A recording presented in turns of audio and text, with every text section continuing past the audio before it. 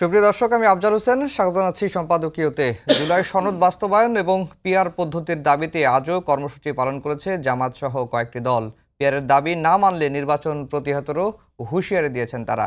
পিআরের নেপথ্যে দেশকে অস্থিতিশীল করার ষড়যন্ত্র দেখছে বিএনপি। অন্যদিকে জুলাই সনদ নিয়ে সৃষ্ট জটিলতা নিরসনে সমাধানের পথ খুঁজতে উদ্যোগ নিয়েছে 9টি রাজনৈতিক দল। সমসাময়িক নানা বিষয় নিয়ে আমাদের আজকের সম্পাদকীয় ঐক্যমত্যে অচলাবস্থা। আর এসব নিয়ে কথা বলতে আমাদের স্টুডিওতে উপস্থিত আছেন মাহমুদুর রহমান মান্না, সভাপতি নাগরিক ঐক্য, এবং Mujibur Rahman Manju, chairman AB party. দর্শক, আপনারাও আলোচনায় অংশ নিতে পারেন, এজন্য আপনাদের ফোন করতে হবে টেলিভিশনে দেখার নম্বরে। এছাড়া ফেসবুকের মাধ্যমেও আপনাদের মন্তব্য পাঠাতে পারেন। আলোচনা শুরুতেই জানিয়ে দেবো এখনকার প্রধান শিরোনামগুলো। পিআর ছাড়া নির্বাচন হলে আবারও ফ্যাসিবাদ জন্ম নেয়ার শঙ্কা জামায়াতের। নিম্নকক্ষে আনুপাতিক পদ্ধতির পক্ষে নয় বলেই যুগপৎ আন্দোলনে নেই এনসিপি।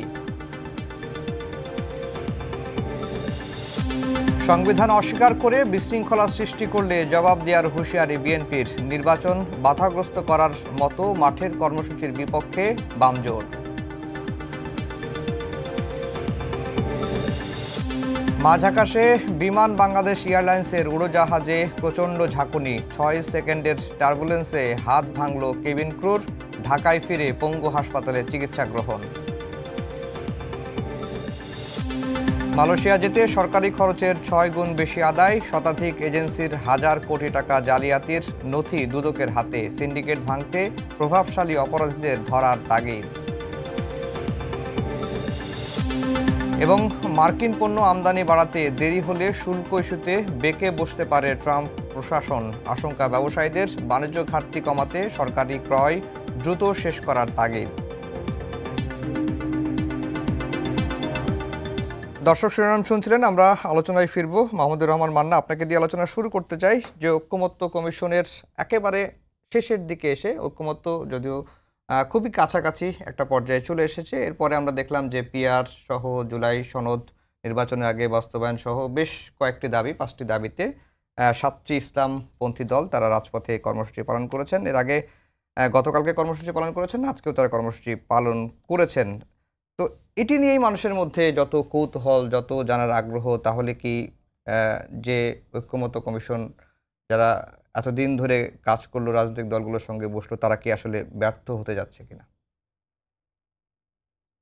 এটা তো একটা জটিল প্রক্রিয়া। মাঝে মাঝে এরকম নিরাশা হবে, আবার আশার আলো দেখা যাবে।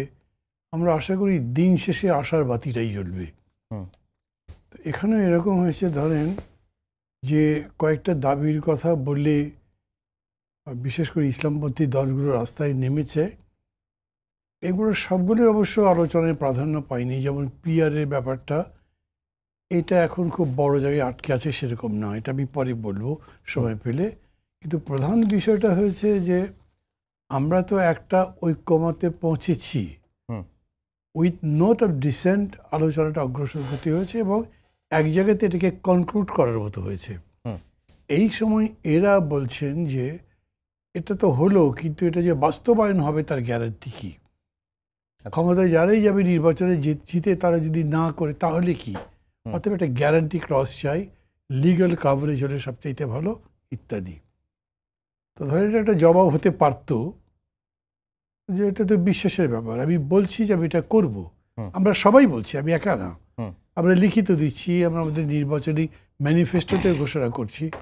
তারপরে নির্বাচনী ম্যানিফেস্টোতে দেওয়ার পরে যদি বেইমানি করে না করে, সে তো যে কোনো সবাই করবার সুযোগই আছে। শেখ হাসিনা 10 টাকা করে চাল খাবেন বলেছিলেন, তারপরে কত টাকা করে চাল খাইয়েছেন আমরা তো দেখেছি। তো এইটা তার কমিটমেন্টের উপর নির্ভর করে। আর জনগণের সাথে এইরকম বিশ্বাসঘাতকতা করে রাজনীতি করা যায় না, এটাতে বিশ্বাস থাকা উচিত।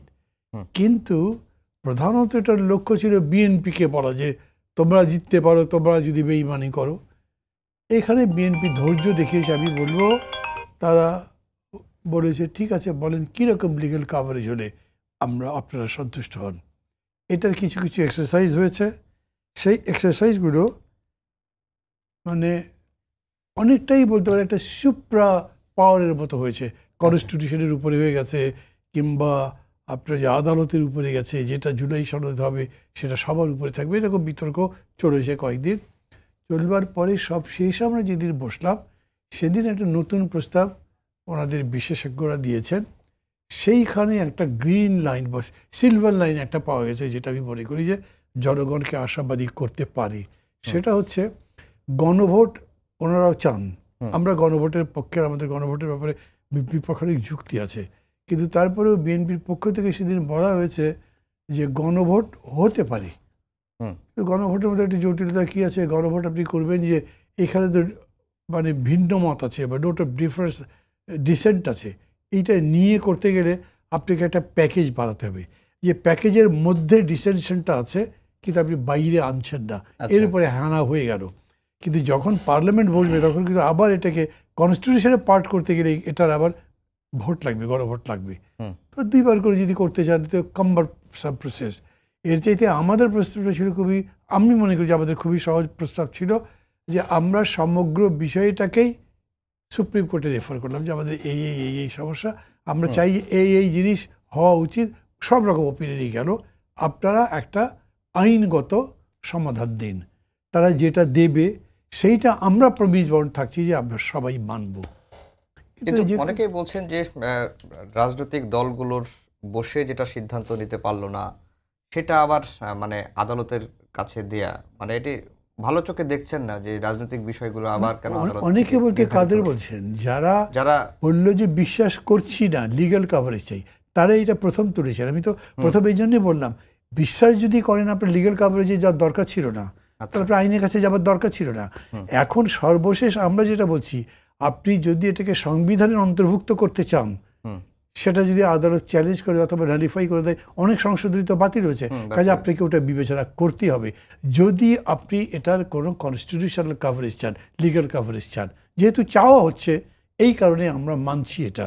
আমি আবার বলি, আমাদের দিক থেকে আমি মনে করি ম্যাক্সিমাম অ্যাকোমোডেটিভ হবারই চেষ্টা করছি, আমরা এখনও করছি। কিন্তু যদি এখন আমরা বলতে আবার একটু আলাদা করে বলতে হয়, আমরা যে গণতন্ত্র মঞ্চ আছি, তার সাথে যেমন মঞ্জু আছেন, ওনাদের পার্টি সহ আরও 3টা পার্টি, 9টা পার্টি মিলে আমরা এই দুই পক্ষের যে মত পার্থক্যের মাঝখানে দাঁড়িয়ে এটাকে কাছাকাছি আনবার জন্য আবার চেষ্টা করছি।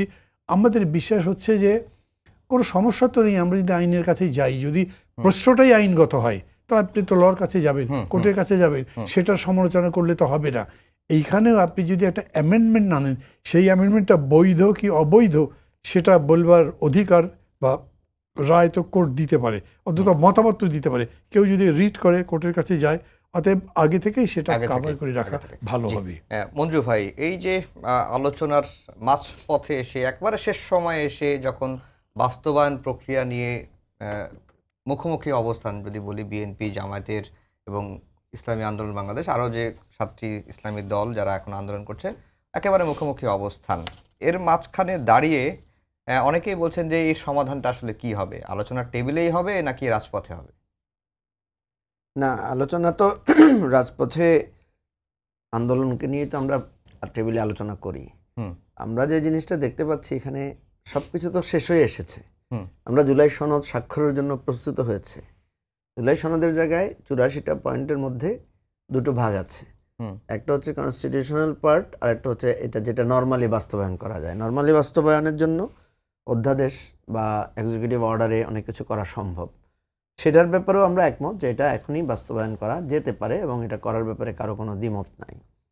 কনস্টিটিউশনাল পার্টটা হচ্ছে খুবই ম্যাসিভ কিছু কনস্টিটিউশনাল সংস্কারের কথা এখানে এসেছে, যেমন দ্বিকক্ষ বিশিষ্ট পার্লামেন্ট, যেমন ধরুন আদালত সম্প্রসারিত করা, লোয়ার মানে বিভাগীয় পর্যায়ে সম্প্রসারিত করা উচ্চ আদালতকে, প্রেসিডেন্টের ক্ষমতা দেয়া, প্রধানমন্ত্রীকে 10 বছরের জন্য সীমাবদ্ধ করা, এই ধরনের অনেকগুলো বেসিক গুরুত্বপূর্ণ জিনিস আছে এবং নারী আসনের ব্যাপারগুলো আছে। তো এই জায়গাটাই আমাদের, যেটা মান্না ভাই একটু করে বললেন, যে বিএনপির বক্তব্য হচ্ছে এটা পার্লামেন্ট বাস্তবায়ন করবে। এনসিপি বলেছে না, এটা যেহেতু একটা ম্যাসিভ চেঞ্জ, সো এটার জন্য গণপরিষদ লাগবে।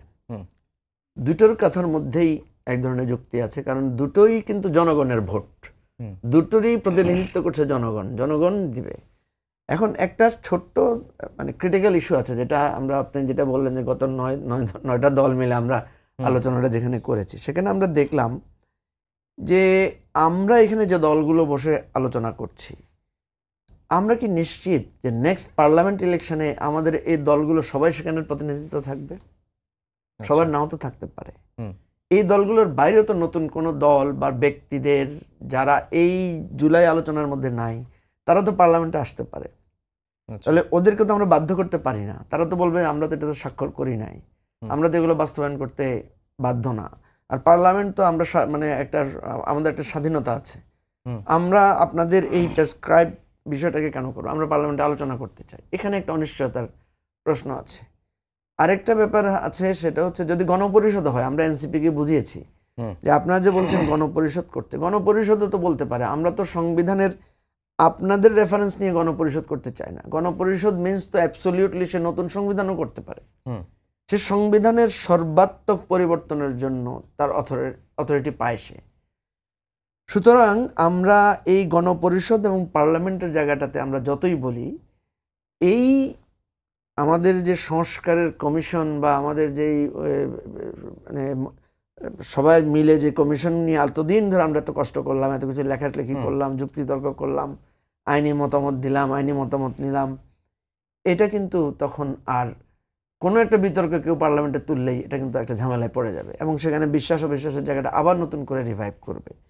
সেজন্য আমরা এটার ব্যাপারে জোর দিয়েছি যে এটা এখনই একটা আইনগত নিশ্চয়তা দরকার। আইনগত নিশ্চয়তার জন্য যেটা কমিশন করেছে, তারা এক্সপার্ট ওপিনিয়ন নিয়েছে। আমাদের যেই ঐকমত্য কমিশন ছিল সেখানে অনেক আইনজীবী ছিলেন, প্রতিদ্বন্দ্বী সিনিয়র পলিটিশিয়ানরা ছিলেন, ওনারা নানা মতামত দিয়েছেন। সব শেষে এসে একটা জায়গায় এসে ওনারা মোটামুটি সবাই মিলে একটা আইনি প্রক্রিয়ার প্রপোজাল আমাদের সামনে উপস্থাপন করেছেন। সেটা হলো যে একটা কনস্টিটিউশনাল অর্ডার জারি হবে যে এই ঐকমত্য কমিশনে যে সনদটা তৈরি হয়েছে এই সনদটা কার্যকর করার জন্য, এবং এটা ইলেকশন জাতীয় সংসদের দিনই একই দিনে একটা রেফারেন্ডাম হবে, গণভোট হবে, সেখানে এটা পাস হবে কিনা বা এটা সংবিধান অন্তর্ভুক্ত হবে কিনা সেটার ব্যাপারে জনগণ তাদের মতামত দিবে। কারণ আমরা যত কথাই বলি জনগণই সর্বাত্মক। এখন ওই জনগণের যখন আমি ভোট নিয়ে নেব, জনগণের যখন আমি মতামত নিয়ে নিব, তখন এখান থেকে আর কেউ বাইরে থাকবে না। পার্লামেন্টে কেউ বাইরে থাকতে পারে, আজকে এখানে আছে ওখানে নাই, এরকম হতে পারে, কিন্তু গণভোটে তো সবাই ইনক্লুডেড, সব দল মত সবাই ইনক্লুডেড। তো যার কারণে আমরা, আপনি যেটা বলেছেন যে আমরা 9টা দল কালকে বসে যে কাজটা করেছি সেটা হচ্ছে আমরা আগে নিজেরা একমত হয়েছি। আমরা মনে করি যে বৃহত্তর ঐক্যের স্বার্থে, বৃহত্তর ঐকমত্যের স্বার্থে এখানে যদি 106 থেকে একটা মতামত নিয়ে একটা কনস্টিটিউশনাল অর্ডার জারি করে দেন রেফারেন্ডামে যাওয়া হয়, তাহলে তিনও পক্ষেরই মতামতটা এখানে প্রতিফলিত হয় এবং এটা আমাদের একটা মানে মিনিমাম মোটামুটি একটা সমাধান আমরা পৌঁছতে পারবো। সেজন্য আমরা দেখেছি বিএনপিও শেষমেশ তারাও গণভোটের ব্যাপারে এগ্রি করেছেন, কিন্তু তারা কনস্টিটিউশনাল অর্ডারের ব্যাপারটা নিয়ে তারা এখনও একমত না। আবার জামাতও গণভোটের ব্যাপারে একমত হয়েছেন, কিন্তু তারা কনস্টিটিউশনাল অর্ডারে চায়। এই যে নাগরিক ঐক্য সহ বা গণতন্ত্র মঞ্চ সহ সবাই মনে করছেন 106 থেকে যদি আমরা একটা মতামত নেই আপিল বিভাগের, তাহলে যেটা হয় নেক্সট টাইমে আদালত থেকে যাতে আবার কোনো ধরনের চ্যালেঞ্জে আসলে সেই প্রশ্নটাও সমাধান করা যায়। তো এই সার্বিক বিষয় নিয়ে আমরা মনে করি খুবই কাছাকাছি আমরা চলে এসেছি, একেবারেই খুব কাছাকাছি চলে এসেছি। এখন এই আন্দোলন রাজপথে যেগুলো হচ্ছে এগুলো নিয়ে যেটা হচ্ছে, এটাকে আমি খুব বেশি গুরুত্বপূর্ণ মনে করি না। এটাকে নিয়ে আমি দেখলাম যে মিডিয়াতে একটু বেশি আলোচনা আছে, আর একটু দেখলাম যে বিএনপিও কিছু প্রতিক্রিয়া জানিয়েছে। বিএনপি যদি এটার জন্য সিরিয়াস প্রতিক্রিয়া দেখায় তাহলে কিন্তু বিষয়টা আর একটু জটিল হয়ে যেতে পারে, কারণ এখানে জনবল, রাজপথে শক্তি দেখানো, জামাত যেভাবে দেখাচ্ছে দেখাচ্ছে না, মিডিয়া যাচ্ছে হয়তো সেই কারণে। হ্যাঁ, সেই জন্য বলছে, আমারও তাই মনে হয়। জি মান্না ভাই, আপনি পিআর নিয়ে বেশ কয়েকটা কথা বলেছেন দেখলাম বিভিন্ন টক শোতে, এবং এই পিআর নিম্নকক্ষে পিআরের বিষয়টি তো ঐকমত্য কমিশনের আলোচনায় আসে নাই।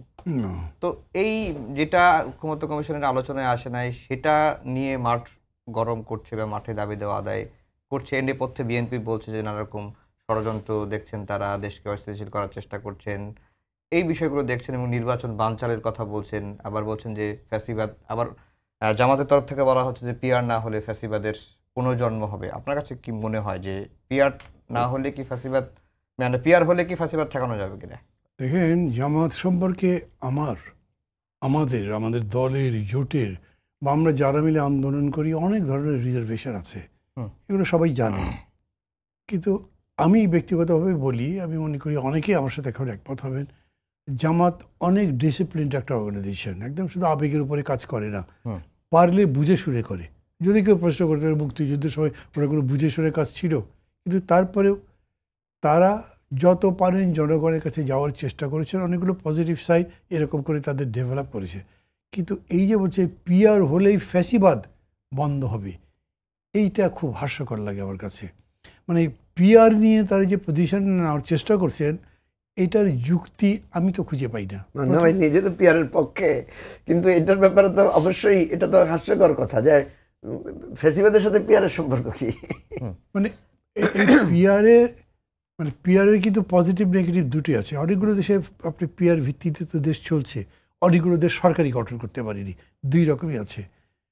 আমার কাছে প্রথম কনসিডারেশন হলো, আগে যেরকম ছিল যে আওয়ামী লীগ বোধহয় ভোট করবে, তাহলে পিআরের ভিত্তিতে যদি ভোট হতো তখন আওয়ামী লীগ ফার্স্ট পার্টি হতে পারতো না, কিন্তু সেকেন্ড পার্টি মানে মেইন অপোজিশন পার্টি হতে পারতো তাদের ভোটের এখনকারও অবস্থান দেখে আমার মনে হয়।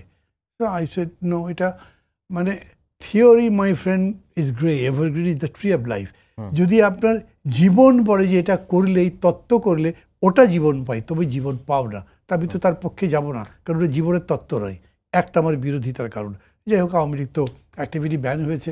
এখন নতুন কথা শোনা যাচ্ছে কি যে সে আবার জাতীয় পার্টির উপরে ভর করতে পারে, সেটাও একটা চিন্তার বিষয় আছে।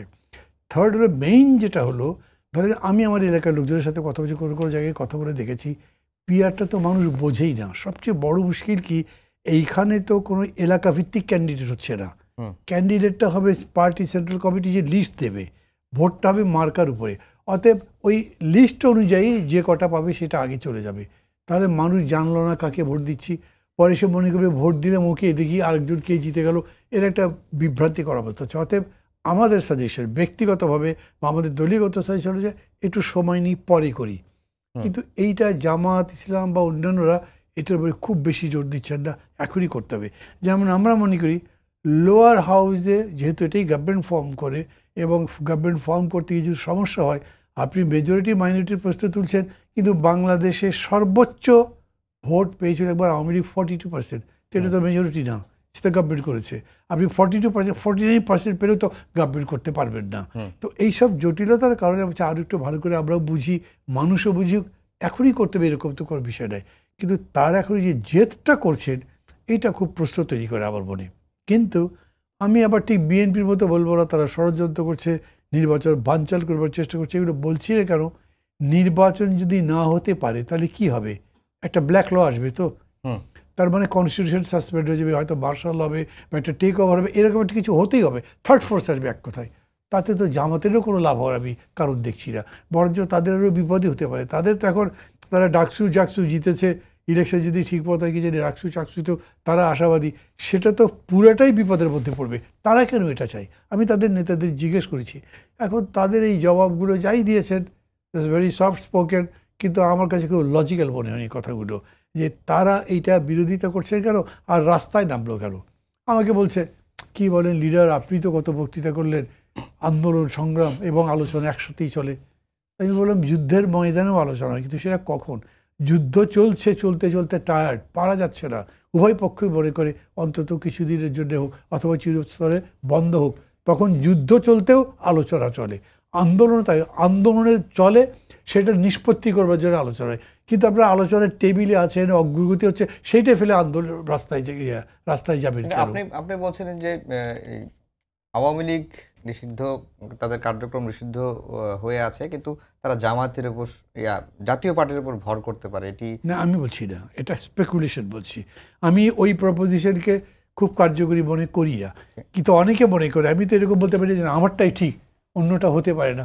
ওটাও যদি হয়, তো আমি ফ্যাসিবাদ প্রতিষ্ঠিত করতে, তাকে সহায়তা করতে আওয়ামী লীগ আর জাতীয় পার্টির মধ্যে কোনো পার্থক্য করি না, একই। জাতীয় পার্টি এই ক্ষেত্রে যে রাজনৈতিক নীতিহীনতার পরিচয় দিয়েছে, সেইটাতে তো আপনি জাতীয় পার্টিকে আলাদা করে দেখতে পাচ্ছেন না, তাকে তো আপনি কোনো রকম রেস্ট্রিকশন দেননি। তারা ইলেকশন করলো, আর তাদের ক্যান্ডিডেট দিতে পারলো ধরেন 20, 25, 50টা, বাকি সব আওয়ামী লীগের ক্যান্ডিডেট, টাকা পয়সাও তারা দিল, তাদের টাকার অভাব নেই। ওই ভোট যদি তারা মোবিলাইজ করতে পারে, আমি মনে করি পুরোপুরি পারবে না, কিন্তু যদি পারে, যেটা অন্যরা মনে করছেন, তার মানে ওই সেম চ্যালেঞ্জ ফেস করছেন। এইটা আবার জামাত চাচ্ছে না ওই কারণে। কিন্তু এই জন্য আমরা ওইটা মনে করি যে মিছিল করে হুলস্থুল করে ওই ইস্যু এখন আন্দোলন করে ফেলতে হবে, এত না। আর সরকার যদি বোঝে যে না, ফ্যাসিবাদ ফিরে আসবার ওটা একটা পথ উন্মোচিত করতে পারে, তাহলে তাদের তো ব্যবস্থা নেওয়া উচিত।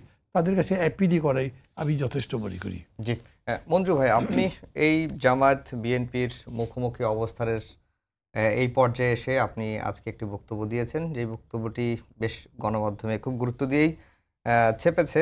আমরাও সেটি দিয়েছি আমাদের সময় নিউজ অনলাইনে, সেটাই বক্তব্যটি পাওয়া যাবে, যে আপনি বিএনপি এবং জামাতকে জোট করতে বলছেন। এটা কি আসলে সম্ভব কিনা? কারণ এর আগে আমরা দেখেছিলাম যে বিএনপির স্থায়ী কমিটির সদস্য সালাউদ্দিন আহমেদ, এমনকি বিএনপির মহাসচিব মির্জা ফখরুল ইসলাম আলমগীর বলেছেন যে জামাতের সঙ্গে জোট আর সম্ভব নয়, এবং জামাতের তরফ থেকেও একই কথা বলা হয়েছিল যে বিএনপিকে বাদে তারা জোট করবেন। বাংলাদেশের রাজনীতির ইতিহাসে বিএনপি জামাত তো দীর্ঘদিনের সঙ্গী এবং দীর্ঘ মিত্রতা তাদের। এবং বলা হয় এরকম, বিএনপির অনেক নেতাকে আমি এটা দাবি করতে দেখেছি যে জামাত তো মুক্তিযুদ্ধের পরবর্তী সময়ে ৭২-এর সংবিধানের ভিত্তিতে জামাতের রাজনীতি তো নিষিদ্ধ ছিল।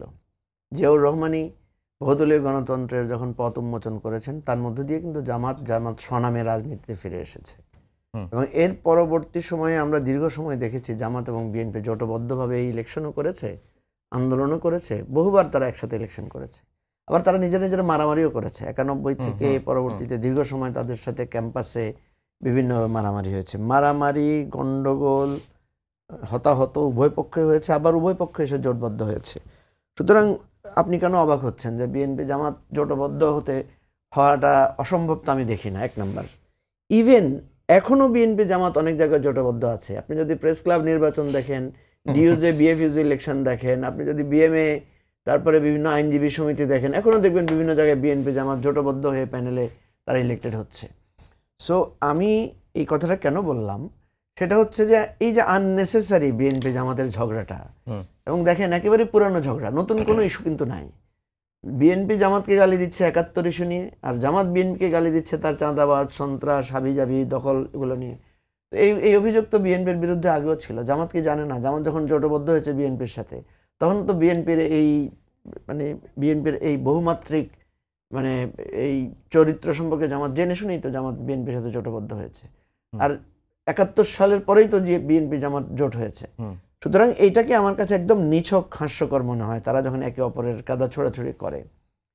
তো এখানে আমি যেটা দেখতে পাচ্ছি, আর অনেকে আমি দেখলাম আমার এই বক্তব্য নিয়ে কেউ কেউ গুরুত্ব দিয়েছেন, কেউ কেউ খুব হাসাহাসিও করেছেন। আমি বিষয়টাকে সিরিয়াসলি বলেছি। কেন বলেছি আমি আপনাকে বলি। সেটা হচ্ছে বিএনপি জামাত এই যে পিআরের বিষয়টার অন্তরাল আসলে কি। কারণ এই যে বিএনপি দেখবেন একেবারে পিআরকে একেবারে পিআরের মতো জঘন্য জিনিস যেন আর নাই। আর জামাত মনে করছে যে পিআরের মতো এত খুরমা খাজুর, সৌদি আরবের খুরমা খাজুরের মতো নাই। মান্না ভাইয়ের সাথে আমি একমত। আমাদের বর্তমান এক্সিস্টিং যে সিস্টেম, এটাও ত্রুটিপূর্ণ আছে, পিআরেরও অনেক থ্রেট আছে। পিআরের ভালো দিক যেটা, সেটা হচ্ছে এখানে প্রত্যেকটা ভোটারের মূল্যায়ন হয়, সকল রাজনৈতিক দলের একটা অংশীদারিত্বের সুযোগ থাকে, এবং রাজনৈতিক দলগুলোর মধ্যে পার্লামেন্ট একটা কার্যকর হওয়ার সুযোগ থাকে। এর একটা থ্রেট আছে। থ্রেটটা যেগুলো মান্না ভাই বলেছেন, আমি কিছুটা মনে করি যে এই যে থ্রেট আমরা বলি, এই সমস্ত থ্রেট কিন্তু পৃথিবীর বিভিন্ন দেশে প্র্যাকটিস করে তারা কিন্তু ওভারকাম করেছে। আবার পৃথিবীর বহু দেশ পিআর থেকে সরেও এসেছে। আবার পৃথিবীর বহু দেশ আমাদের এখনকার যেই first past the post system, সেটা থেকে পিআরেও কনভার্ট করেছে। সো আমি যেটা মনে করি যে আসল সংকট হচ্ছে আমাদের সংস্কৃতিতে, আমাদের ক্যারেক্টারে। আমাদের ক্যারেক্টার যদি ঠিক থাকে, আমরা যদি আমাদের চরিত্রটাকে বদলাতে পারতাম, তাহলে পিআরেরও কোনো সমস্যা নাই, ফার্স্ট পাস দি পোস্টেও কোনো সমস্যা নাই। আপনি দেখেন ফার্স্ট পাস দি পোস্টেও কিন্তু কোনো দল এমন হতে পারে যে তারা সংখ্যাগরিষ্ঠতা পায় না, তখন তাকে কি করতে হয়? অ্যালায়েন্স করতে হয়। এবং অ্যালায়েন্স করলে কিন্তু তখন আবারও ওই সরকার পতনের সম্ভাবনা থাকে। ইন্ডিয়াতে আপনি দেখেছেন না, চন্দ্রশেখরের পিরিয়ড আর অন্যান্য যারা প্রধানমন্ত্রী হয়েছিলেন, যে ক্ষুদ্র ভোট ৭০টা আসন নিয়েও সরকার গঠন করেছে, কারণ ওই অ্যালায়েন্সের কারণে। সুতরাং ফার্স্ট পাস দি পোস্টেও কিন্তু সরকার থ্রেটে থাকে না যে তা না। এখন কথা হচ্ছে আমি পিআর মানি না কেন, আমি পিআর চাই কেন, জামাত পিআরের ব্যাপারে সিরিয়াস কেন? কারণ পিআর হলে জামাত নিশ্চিত যে জামাত পার্লামেন্টে তার একটা সম্মানজনক পজিশন সে পাবে। আর বিএনপি জানে যে 40% ভোট পেয়ে সে বাংলাদেশের 200-250 আসনের উপরও সে জিততে পারে, কিন্তু 40% আসন নিয়ে 40% ভোট নিয়ে পিআরএস সে 120-30 আসনে বেশি পাবে না, সে সরকার গঠন করার মতো সংখ্যাগরিষ্ঠতা পাবে না। এর অন্তর্নিহিত তাৎপর্য এটা। আপনি যত কথাই বলেন, আমি এটা চ্যালেঞ্জ দিয়ে বলতে পারি, অন্তর্নিহিত তাৎপর্যটা হচ্ছে এটা। আপনি যে ডাকসু ইলেকশন হয়েছে সেখানে বলেন যে পিআর হবে, তো জামাত তো বিএনপি এখন যদি বাকি চাকসু ডাকসু রাকসু যা যা আছে সবগুলোতে যদি পিআর হয়ে যায়, শিবির জামাত কি রাজি হবে? রাজি হবে না তো। মানে এখানে তারা দেখছে তাদের একটা ফ্লো, এখন তারা সব জায়গায় জিতবে, ঠিক আছে। আর তো এই জন্য বলছি, আবার ছাত্র দলকে বললে ওরা কিন্তু পিআরে রাজি হয়ে যেতে পারে এখন, যে এই ছাত্র সংসদগুলোতে, কারণ ছাত্র সংসদগুলোতে পিআর হলে নিশ্চিত থাকেন প্রত্যেকটাতে অর্ধেক করে সিট ছাত্র দল পেতে পারে। তো এখন প্রসঙ্গ সেটা না, আমি যেটা বলি সেটা হলো যে এই যে বিএনপি জামাতের এই দ্বন্দ্বের কারণেই কিন্তু এই আমাদের আজকে নির্বাচন নিয়ে যত সংকট, এবং আজকে নির্বাচন শুরু হওয়ার পরে যদি মারামারি গন্ডগোল হয় প্রধানত এই দুই দলের মধ্যে হবে। এই জন্য আমি বলছি যে ওনারা যদি জোটবদ্ধ থাকে তাহলে দেখবেন বিএনপিও নিশ্চিত যে তারা ক্ষমতায় যাওয়ার জন্য হয়তো নিশ্চয়তা পাবে, আর জামাত একটা সম্মানজনক পার্লামেন্টে পাবে। পিআর এর বিকল্প হচ্ছে এটা। এখন আপনি হয়তো প্রশ্ন করতে পারেন যে পার্লামেন্ট তখন এক পেশে হয়ে যাবে কিনা। পার্লামেন্ট এক পেশে হবে না তো। কেন হবে না? কারণ আমরা বাকি রাজনৈতিক দলগুলো আছি না, আমরা ইলেকশন করব, প্রতিদ্বন্দ্বিতা হবে, অসুবিধা কি? আপনারা জোট করে করবেন। আমরা জোট করে করলাম, না করে করলাম, যেভাবে করে করলাম, অসুবিধা কি? আমরা জনগণের কাছে নতুন অ্যাপ্রোচ নিয়ে যাব, বাংলাদেশের রাজনীতির তো নতুন ডাইমেনশন আমরা আনতে চাই। এখন তৃতীয় যেটা হচ্ছে সেটা হচ্ছে জামাত বিএনপি জোট হলেই কি আপনি তারা কি সরকারি দল হয়ে যাবে? তাদের বিরোধী দল থাকতে পারবে না? কারণ জামাত তো এর আগেও বিএনপির সাথে জোটবদ্ধ হয়ে ইলেকশন করেছে, কিন্তু জামাত তো পার্লামেন্টে গিয়ে বিএনপির সাথে বিরোধী দল হিসেবে ভূমিকা রেখেছে। অসুবিধা কোথায়? সর্বোপরি কথা হচ্ছে বিএনপি তো আপনার একটা জাতীয় সরকারের কথা বলছে, তাহলে আপনি যদি জাতীয় সরকারই করতে পারেন তাহলে বিএনপি জামাত জোট হয়ে ইলেকশন করলে অসুবিধা কোথায়? এটাও তো এক ধরনের, আপনি জাতীয় সরকার করলে বিরোধী দল কি হবে সেই প্রশ্নটা তো আমরা তুলতে পারি। সুতরাং আমি মনে করি নির্বাচনকে সহজভাবে যদি আমরা করতে চাই, নির্বাচনটাকে যদি প্রতিদ্বন্দ্বিতাপূর্ণ অংশগ্রহণমূলক করতে চাই, এত বিতর্ক বাদ না দিয়ে ভাই ঘোমটা টোমটা ফেলে বিএনপি জামাত জোটবদ্ধ হয়ে ধানের শীষ নিয়ে হোক, দাঁড়িপাল্লা নিয়ে হোক, বা দুই মার্কা নিয়ে হোক, যেভাবে হোক আপনারা একটা ইলেকশন করেন। বাকি রাজনৈতিক দলগুলো যারা আছে আমরা চিন্তা করবো আমরা কি একত্র করব না আলাদা করব, কিভাবে আমরা একটা করতে পারি। জি মান্না ভাই, এই যে একে তো এখন যেটা দেখছি যে আন্দোলনের একটা জোট ইসলামপন্থী 7টি দল করেছে, আবার আপনারা এই যে সমাধানের পথ খুঁজছেন কিভাবে এই মতভিন্নতা দূর করা যায়, অন্যদিকে আবার সামনে নির্বাচনী জোটের নিয়েও নানা রকম আলোচনা চলছে। আবার দেখলাম যে হেফাজতে ইসলামের আমিরও একটি মন্তব্য এসেছেন, যেহেতু হেফাজতের ভেতরে অনেক ইসলামপন্থী দল রয়েছে যারা আবার জামাতের দিকে যাচ্ছে, কেউ বিএনপির দিকে ঝুঁকে পড়ছে, এই প্রসঙ্গগুলোও সামনে এসেছে। কিন্তু আপনার কাছে কি মনে হয় যে হেফাজতে ইসলামের যে অবস্থান, হেফাজতের আমির গতকালকেও বলেছেন যে তাদের পূর্বসূরীরা যাদের বিষয়ে সতর্ক করেছে তাদের দিকে যেন ইসলাম দলগুলো না যায়, তিনি জামাতকে ইঙ্গিত করেছেন। হেফাজতে ইসলাম অনেকে বলছেন যে বিএনপির দিকে ঝুঁকে গেছে, আপনার কাছে কি মনে হয় এরকম কিছু? এটা মুশকিল হলো কি, আমি আবার ইসলামের উপরে খুব বেশি বলবার মতো যোগ্য মনে করি নিজেকে। এমনিতেই আমি মনে করি যে ধর্ম রাজনীতির উপর যে হওয়া উচিত না, এটা এই জন্যেই যে তাতে ধর্ম বিতর্কিত হয়ে পড়তে পারে। এই যে এখন এটার মূল বিষয় কি, আপনি জিজ্ঞেস করে দেখবেন হেফাজত বলবে ওরা তো মুসলমানই না। এই যে এখন আবার দেখছি যে আপনার এই ইসলামী আন্দোলন জামাতে এক হয় একটা ভাব, এরা একজন আরেকজনকে অমুসলমান ইত্যাদি মানে টাইটেল দিয়েছে। তো এদের মুসলমানের ডেফিনিশন নিয়েও তো তার প্রশ্ন আসতে পারে। এই কারণে আমি বলছি যে এটা প্রধানত পলিটিক্যাল, কিন্তু এটার চেহারা হচ্ছে রিলিজিয়াস, এরকম করে বলা হচ্ছে। তাদের পূর্বপুরুষরা যেরকম বলেছেন, তো পূর্বপুরুষরা যেরকম বলেছেন সেই পরিস্থিতি এখন তো নাই। এর কারণে তাদেরটা বদলাতে হবে বা হবে না আমি সেটা বলছি না, কিন্তু আমি এটা বলছি যে এর ভিত্তিতে তারা আজকে রাজনীতির শত্রুবৃত্ত নির্ধারণ করার চিন্তা করাটা ভুল হবে। বরঞ্চ ঠিক করেন যে এখনকার টাস্কটা খুব ক্লিয়ার হলো যে আমরা ফ্যাসিবাদকে পরাজিত করে একটা গণতন্ত্রের গৃহে প্রবেশ করতে চাই, গণতন্ত্রের সৌধ নির্মাণ করতে চাই। আপনার struggle will be for democracy. তো ডেমোক্রেসি কোন পথে হতে পারে সেটা বলতে হবে আপনাকে। আপনি সেটা না বলে এই সমস্ত ইস্যু যদি তোলেন, সেগুলো এমন সাইড ইস্যু যেগুলো যদি বেশি দিন চলে ওরা নিজেরাই পাবলিক থেকে আইসোলেটেড হয়ে যাবে। কারণ এগুলো মানে মানুষ এগুলোতে খুব আগ্রহী নয়। এমনি হয় না ফাইটিং পিকচার দেখতে ভালো লাগে, কমিক শুনতে ভালো লাগে, কিন্তু এটা আমাদের জীবনকে খুব এগিয়ে দেয় এরকম না, এটা জাস্ট এন্টারটেনমেন্টের মতো।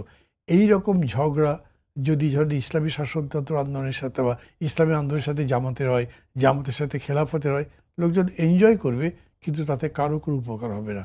বরঞ্চ তারা তাদের জায়গা থাকুক, রিলিজনের ভিত্তিতে দল করছে করুক, আমি করবো না, তারা করতে পারে, কিন্তু করে তাদের চেষ্টাটা হবে যাতে গণতন্ত্রের দিকে দেশকে নিতে পারে, সেইভাবে তারা তাদের শত্রুমিত্র ঠিক করে নিয়ে। মঞ্জু ভাই, পিয়ার নিয়ে পিয়ারের নেপথ্যের মূল কারণটা তিনি বলছিলেন যে আসলে পিয়ার পদ্ধতিতে নির্বাচন হলে বিএনপি 40% ভোট পেয়েও হয়তো সরকার গঠনের মতো অবস্থান যেতে পারবে না, অথচ জামাত পিয়ার হলে একটা সম্মানজনক আসনে যাবে। এটি কি মূল কারণ কিনা? না, এটা একটা অন্যতম কারণ তো হতেই পারে, কিন্তু ধরে আমরা যদি 9টা দল জোট করি, এমন হতে পারে যে আমরা আলাদা ইলেকশন করি, যদি করি, সবই যদি বলছি, একটাও আপনাকে প্রপোজিশন ধরা চলবে না, হয়তো আমরা একটাও জিতবো না, কথার কথা বলছি।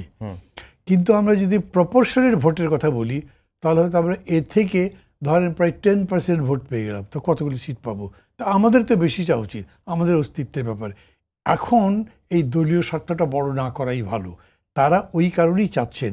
কিন্তু এটা চাচ্ছেন কেন? তারা নিজেদেরকে ফার্স্ট অপোজিশন পার্টি হিসেবে বহুতই নাম্বারে একবারে প্রতিষ্ঠিত করতে চান, সেই জন্য ওনারা বলছেন। আবার বিএনপিও এটা একদম উনি ঠিক কথা বলেছেন যে তারা নিজেদের ক্ষমতাকে নিরঙ্কুশ করতে চায়, কারণ তারা 35% পেয়েও 240টা সিট পেতে পারে, এটা তো হয়েছে অতীতে, কাজেই তারা এটা পছন্দ করবে তাদের মধ্যেও। কিন্তু এটার কোয়ালিটি জাজমেন্টের ভিত্তিতে কোনো কিছু করছেন না তারা, দুই পক্ষের কেউই। আর বর্তমান সময়টা এরকম, এটা মঞ্জু অবশ্য বলছেন, ওরা ধারণা বা ওনার মানে চিন্তা তিনি বলবেন, কিন্তু মানে তাদের মধ্যে এখন কোনো ঐক্য গড়ে ওঠার সুযোগই নেই আমি মনে করি। এটা কিন্তু কে কি বলেছেন অতীতে তার উপর না, একেবারেই বিষয়টা হচ্ছে যে ক্ষমতার প্রশ্নে তারা দুইজনের প্রতিদ্বন্দ্বী মনে করছেন, এটা মিলবে না। জি, মঞ্জু ভাই, যেই বিষয়টা মান্না ভাই বললেন যে এখনকার যে অবস্থা তাতে জামাত বিএনপিকে গড়ার কোনো সুযোগ নাই। আর যেটি আমি হেফাজত ইসলাম নিয়ে বা অন্য যে ইসলামপন্থী দলগুলো রয়েছে তাদের আন্দোলনের জোট নিয়ে যে আলোচনাগুলো হচ্ছে, এবং আজকেও পত্রিকা দেখলাম যে হেফাজত বিএনপির দিকে ঝুঁকছে বা হেফাজতের সঙ্গে অন্য যে বেশ কয়েকটি ইসলামপন্থী দল তারা আবার জামাতের দিকে যাচ্ছে, এই সমীকরণটা একটু জানতে চাই। না, একটা কথা তো আমরা সবসময় বলি, যদিও কথাটা শুনতে ভালো না, সেটা হচ্ছে রাজনীতিতে শেষ কথা বলে কিছু নাই। আপনি দেখেন ওই যে মান্না ভাই যেটা বললেন যে ইসলামী শাসনতন্ত্র আন্দোলন বা ইসলামী আন্দোলন বাংলাদেশ, তাদেরই আপনার সিনিয়র নেতা মুফতি ফজল করিমের আপনি যদি ইউটিউবে সার্চ দেন, আপনি দেখবেন ওনার অনেকগুলো কথা আছে জামাত সম্পর্কে, শিবির সম্পর্কে। একটা শিবির সম্পর্কে তো উনি একটা বিখ্যাত কথা, মানে খুব, এটা শিবিরের লোকেরা খুবই খারাপ মানে প্রতিবাদ করেছেন, যেটা উনি বলেছেন যে এরা হচ্ছে বেয়াদব, বেআমল এবং উশৃঙ্খল। দেখবেন আপনি, এটা আছে। সেদিন আমি দেখলাম যে উনি ডাকসুতে শিবিরের বিজয়কে উনি সেলিব্রেট করেছেন বা ধন্যবাদ জানিয়েছেন। তো কথা হচ্ছে যে রাজনীতিতে সম্ভব, মানে হয় যেটাকে অসম্ভব মনে করছেন, আমি কেন সম্ভব বলি, কেন ইউরোপ কি এখন একসাথে বসবাস করছে না সব মিলে? তারা তো একে অপরকে ধ্বংস করেছিল, রাষ্ট্রের একেবারে যুগ যুগ মানে কঠিনতম বিশ্বযুদ্ধের মধ্যে জড়িয়েছিল তারা। এখন কালকেই যদি ধরেন একটা, অনেকে বলে যে ধরেন মানে মানে হয় যেরকম যদি বলেছে, আমিও অনেকটা একদম যদি বলি, ধরেন যদি এরকম হয় যে বিএনপি বাদের সকল রাজনৈতিক দল এক হয়ে যায় বিএনপির বিরুদ্ধে, তখন এমনও তো হতে পারে বিএনপি আওয়ামী লীগের একটা মানে মিত্রতা জোট তৈরি হতে পারে। আপনি কি দেখেন নাই যে বাংলাদেশের রাজনীতিতে আওয়ামী লীগের বিরুদ্ধে বিএনপি জামাতের জোট, আবার বিএনপির বিরুদ্ধে জামাত আওয়ামী লীগ জোট হয়েছে? তো কেয়ারটেকার সরকারের আন্দোলনে বেগম খালেদা জিয়া যখন কেয়ারটেকার মানছিল না, তখন তো আপনার জামাত আওয়ামী লীগ একসাথে আন্দোলন করেছে। এরশাদের বিরুদ্ধে তো বিএনপি, জামাত, 5 দল 7 দল সবাই যুগপৎভাবে আন্দোলন করেছে। তো সুতরাং আমি যেটা মনে করি, ওনারা নিজেদের স্বার্থে এক হতে পারবেন, তো রাষ্ট্রের সাথে এক হতে পারবেন কিনা সেটা প্রশ্ন। সেটা আমি মান্নাবের সাথে একমত। ওনারা নিজেদের প্রয়োজনে ওনারা সব জায়গায় এক হয়েছেন, বারবার হয়েছেন, এবং ভবিষ্যতেও হবেন। যদি কখনো এরকম বিপদে পড়েন আবার বিএনপি জামাত জোট হবে, আমি আপনাকে বলে দিলাম। কিন্তু দেশের স্বার্থে যদি আজকে জোটটা হতো তারা, তাহলে যেটা হতো, আমাদের আজকে অনিশ্চয়তা থাকতো না। আমরা ফেব্রুয়ারিতে নির্বাচনের মানে অনিশ্চয়তার জায়গাটা কেটে যেত। বিএনপি জামাত যদি একটা জোট হয়ে যদি তারা ইলেকশন করে আর আমরা বাকি রাজনৈতিক দলগুলো যদি ইলেকশন করি, তখন আমি যেটা মনে করি যে হ্যাঁ তারা হয়তো অনেক বেশি আসন পাবে কি পাবে না সেটা ব্যাপার না। কারণ দেখেন ডাকসু ইলেকশনের পরে হিসাব নিকাশ কিন্তু অনেক বদলে গেছে। মান্না ভাই যেটা বলেছে আমরা পাবো কি পাবো না, আমরা পেতেও তো পারি। আমি তো এখনো বিশ্বাস করি মান্না ভাইয়ের নেতৃত্বে যদি আমরা যেরকম একটা সবাই এখন বলা করছে, আমরা যদি মুভ করা শুরু করি ফিল্ডে, আপনি তো দেখবেন। কারণ আজকে গ্রামে গঞ্জে গিয়ে দেখেন সবাই যাদের ক্ষমতাশীল, আমি কিন্তু একটা কথা বলেছি যে এই দিন যত যাবে বিএনপি জামাত এবং এনসিপি অজনপ্রিয় হবে। আপনিও তো বলতে পারেন এনসিপি তো আপনাদের এত মানে সম্পর্কযুক্ত সংগঠন, কালকে একসাথে মিটিং করলেন কেন? কারণ এনসিপিকে মানুষ সরকারি দল হিসেবে মনে করছে। আর আমাদের দেশের নিয়ম হচ্ছে সরকারি দলের বিরুদ্ধে অলওয়েজ পিপল প্রতিবাদী থাকে। আস্তে আস্তে মানুষ সরকারি দলের বিপক্ষে দাঁড়িয়ে যায়। এখন যখন মানুষ দেখছে জামাত শক্তিশালী, এখন যখন দেখছে মানুষ বিএনপি শক্তিশালী, এখন যখন দেখছে এনসিপি অনেক শক্তিশালী, সরকারের সাথে তাদের সম্পর্ক, তারা আমেরিকায় যাচ্ছে সরকারের ট্যুরে, তারা বিভিন্ন জায়গায় যাচ্ছে, বিভিন্নভাবে তাদের অবস্থান থাকছে, মানুষ কিন্তু প্রতিবাদী হয়ে তাদের বিপক্ষে কথা বলছে। আপনি দেখেন বিএনপির প্রতি মানুষের কি ধরনের সহমর্মিতা ছিল। বিএনপি কি একটা কঠোর আন্দোলন করেছে, মানে সমুদ্র নদী পাড়ি দিয়ে শীতের মধ্যে কি একটা কঠিন আন্দোলন। সেই ইমেজ কি বিএনপির এখন আছে? জামাতের প্রতি মানুষের কি সহমর্মিতা ছিল সাধারণ মানুষের। এখন আপনি জামাতের মিটিং ডাকেন, সাধারণ মানুষ কি জামাতের মিটিংয়ে যায়? আপনি জামাতের মিটিংয়ে ফলো করেন, দেখবেন একই রকমের চিন্তার লোকেরা সেখানে যাচ্ছে। জামাতের মিটিংয়ে কোনো নারী সদস্যদের উপস্থিতি দেখেছেন? সাধারণ কর্মজীবী নারীরা গিয়ে এসেছে যে জামাতের একটা মিটিং শুনি?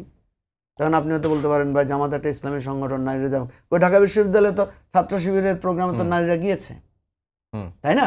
কারণ ঢাকা বিশ্ববিদ্যালয়ের ছাত্ররা শিবিরকে মনে করেছে যে ছাত্র দল এখানে প্রভাবশালী, শিবির এখানে নৈতিকভাবে মানে মানে কিছুটা হলেও মজলুম, এরকম চিন্তা করেছে, ফলে তার পক্ষে মানুষ গিয়েছে।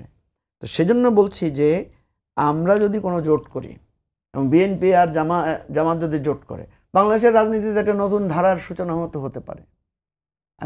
আমি তো সেটাকে মানে অ্যাপ্রিসিয়েট করতে চাই, আমি তো সেটাকে ওয়েলকাম করতে চাই। তাহলে এটাতে কি হবে? দুইটা লাভ হবে। একটা হচ্ছে এই অনিশ্চয়তাটা কেটে যাবে, আমরা একটা গণতান্ত্রিক ধারায় ফিরতে পারবো, একটা কার্যকর পার্লামেন্টে যেতে পারবো। এবং আমরা আপনি যেহেতু জামাতের বিষয়টা তুললেন, আপনার জানা আছে কিনা বেশ দুদিন আগেই গণমাধ্যমে একটা রিপোর্ট আসছিল যে জামাত ৭১ প্রশ্নে ক্ষমার দিকে এগোচ্ছে, এরকম একটা খবর। জামাত তো ক্ষমা চেয়েছে কয়েকদিন আগে, তো আমি দেখলাম এখনো জামাতের কিছু কথার মধ্যে হয়তো, কিন্তু জামাত কিন্তু আগার ইঙ্গিতে বারবার বলছে যে আমরা যদি ভুল করে থাকি ক্ষমা চাই ইত্যাদি বিষয়ে। দেখেন আমি কিন্তু বলেছি জামাতকে আজ হোক কাল হোক, সে যদি বাংলাদেশের রাজনীতিতে স্বাভাবিক ধারায় ফিরতে চায়। আপনি দেখেন নাই ঢাকা বিশ্ববিদ্যালয়ের ছাত্র সংসদে জিতার পরে তারা বধ্যভূমিতে গিয়ে তারা শ্রদ্ধা জানিয়েছে তো। মৌলানা নিজামী সাহেব, মুজাহিদ সাহেব মন্ত্রী হওয়ার পরে ওনারা যান নাই সাভার স্মৃতিসৌধে? হাইপোথেটিক্যালি যদি ধরেন কালকে জামাত যদি ইলেকশনে জিতে, প্রথম পুষ্পস্তবক অর্পণ করতে তো তাদেরকে সাভার স্মৃতিসৌধেই তো তারা যাবেন, তাই না? জামাত এখন দেখেন বিজয় দিবসে, স্বাধীনতা দিবসে অনেক বড় করে তারা র্যালি করে না, পতাকা নিয়ে মিছিল করে না? করে তো, আগে কেন করে নাই? এই যে রিয়েলাইজেশন, আমি তো বলছি যে এটা নিয়ে এত অয়া হওয়ার কি আছে? এটা নিয়ে আপনারা এত গোঁ ধরে বসে আছেন কেন? ভুল তো মানুষের হতেই পারে। তার মানে আজ হোক কাল হোক স্বাভাবিক রাজনীতিতে ফিরতে হলে জামাতকে ক্ষমা চাইতে হবে। ইতিহাসের আপনি যদি ভুল মনে করেন, এখন আপনি যদি মনে করেন আমি ভুল, জামাত অনেকগুলো কথা বলে। একবার বলে আমরা ভুল করি নাই, একবার বলেছে ভুল করলে ক্ষমা চাই, একবার বলছে ইতিহাসে প্রমাণ হবে আমরাই সঠিক ছিলাম, আবার মুক্তিযোদ্ধাদেরকে শ্রেষ্ঠ সন্তান বলছে। এই আপনি যতই করেন আপনি কিন্তু পরিষ্কার হতে পারছেন না।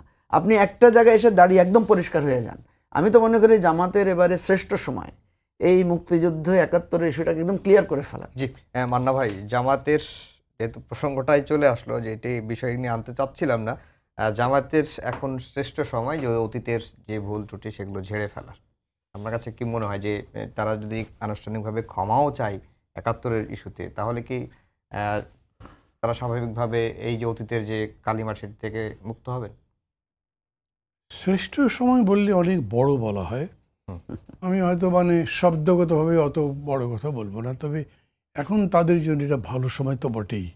এবং এই সময় যদি তারা এইরকম একটা জিনিসটা দেখায়, মানুষ এটা অ্যাপ্রিসিয়েট করতে পারে। মানে হয় কি দেখেন, কথা বলে বলে ফুলে ফাঁপিয়ে একভাবে হয়তো প্রকাশ করা যায়, কিন্তু আপনি কম কথার মধ্যেও যদি বোঝাতে পারেন তাহলে ভালো। আমি বলছি মানুষ অ্যাপ্রিসিয়েট করতে পারে। অনেকে মনে করতে পারে আরে কি করেছে সেগুলো মনে নাই, ওদের তো বিচার হচ্ছে, এগুলো কত কথা বলতে পারে।